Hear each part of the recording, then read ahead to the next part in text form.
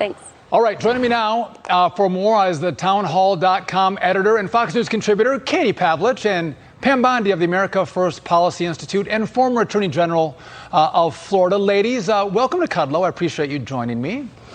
Thank you. Thanks for having us. Just in time for Halloween, it looks like Democrats may be getting their act together on the socialist spending. It's actually quite frightening. But Katie, I want to come to you first because for months now we've heard the Democrat socialists, the AOC, Rashida Tlaib, Bernie Sanders come and say, we're going to tie the bipartisan infrastructure bill to our socialist spending bill, which was $3.5 trillion.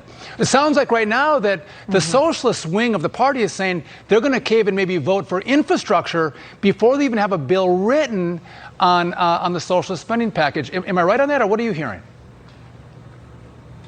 Yeah, that's been the fight since about August. We're now at the end of October, and the White House is still trying to decide if they're going to go a more moderate direction until the socialist progressive wing of the party, they're going to have to sit this one out, or whether House members are going to be able to push away House Speaker Nancy Pelosi and control whether these two pieces of legislation are put forward together or separately. So that's something they've been trying to do tactically for a couple of months, and it's only resulted in a stalemate for the White House in terms of negotiation. And the longer this thing hangs out there, the more that people are finding out what may be in it. And then there's even more negotiation. So you just played Senator Joe Manchin talking about this IRS snooping on people's bank accounts.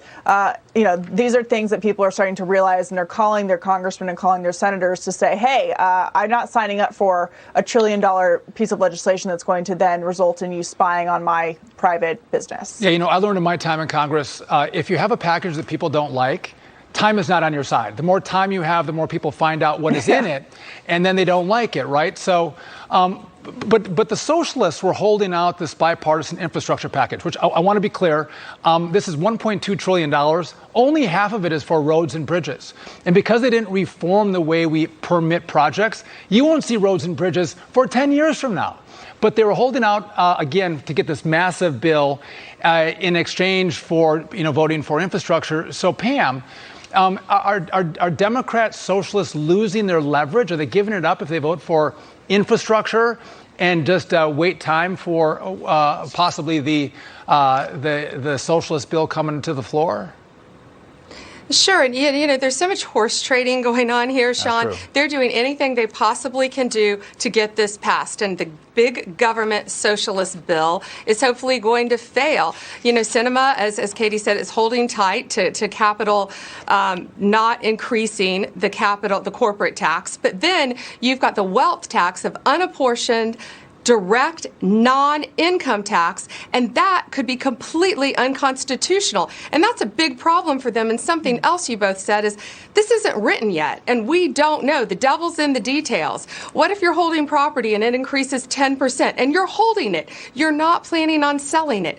You could have to pay a tax on this. So people need to look at this very, very careful. And, President Biden's more concerned about going to Glasgow and the climate change conference and his prestige on the world stage instead of what President Trump was concerned about, keeping us all safe at home, and a simple tax plan that was one of the best in the world we had.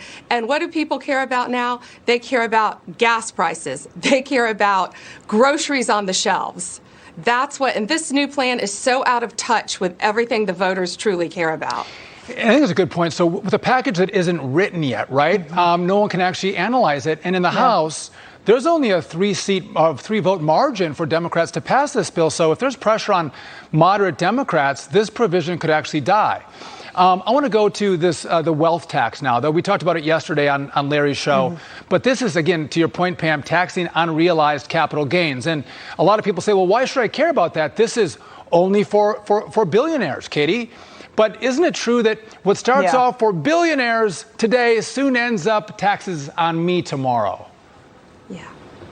Yeah, this is a complete lie that the White House has tried to sell the American people in order to get Joe Biden his FDR status by getting these massive spending bills through. First of all, the fact that we're talking about multi-trillion-dollar packages, I'm old enough to remember that when the $900 billion bailout package under Obama was way too much money. We're talking about $3 trillion here when it comes to the end of the day with the infrastructure and with this spending package. This idea that they're only going to pay for trillions of dollars by taxing the so-called rich is just not true. Inevitably, everybody is going to be taxed. That's why they started the threshold for looking at your bank account at $600, because they want to snoop around, see how much money they can find, and then write a bill to take that money away from not the billionaires or even the millionaires, but the middle class of America. And that's exactly what's going to happen. You can't pay for this agenda by only taxing a very small percentage of the billionaires. You could confiscate all of their wealth, and it still doesn't put a dent in the price tag for these pieces of legislation. Right.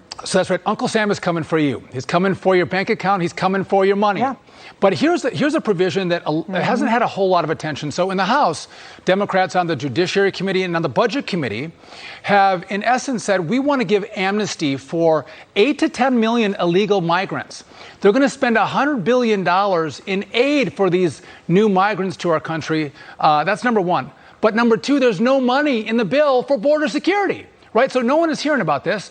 And the only way that this can be saved is with a parliamentarian in the Senate. I don't want to go into the weeds, but when you do budget reconciliation and only need 50 votes, the only way that passes is if it's about the budget. Well, illegal immigrants becoming citizens is not a budgetary issue. What say you, Pam? And without going into the weeds, that's exactly what the parliamentarian has said. You can't do this. They want to change the date from 1972 to 1990 of when these people, immigrants, can come in, illegal aliens, and get, quote, green cards and be almost citizens, just as good as being a citizen. They can't do it. So now they're saying, oh, well, we're going to try to overrule the parliamentarian. You know, Sean, I've been to Mexico. I've been to safe houses for human trafficking. We don't know who these people are. They're bringing in young kids.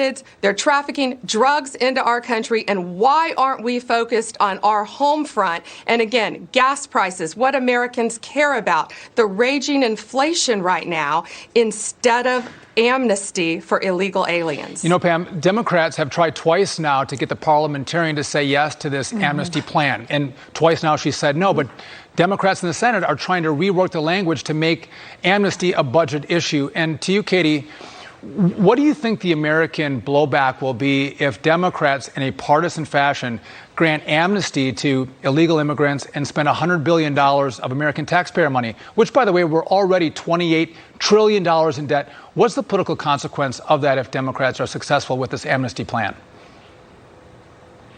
Well, I certainly think that for 2022, Republicans would be in an even better position to take back the House. The Senate's actually getting close at this point as well. And Democrats always underplay this issue of illegal immigration. You'll remember that President Trump won a number of counties, congressional counties along the southern border, which are a majority Hispanic counties. And so Democrats have underestimated how Americans feel about cutting the line, about how they feel about 2 million people at the end of this year flooding into the country, not knowing who they are. And of course, when you offer amnesty in a reconciliation bill like this, it's just a magnet for people to continue doing this. We see this caravan coming through Mexico right now, especially when you have nothing in there for border security. They have no intention of stopping this flow. None. There's none at all. And I think when you look at Democrats' view on Texas, they always thought that they have a chance to flip it from a Republican state to a Democrat state. But I think to your point, Katie, we see more traditional Democrats, Hispanics,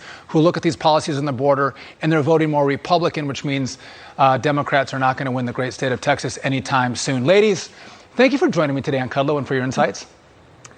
Thank you. All right.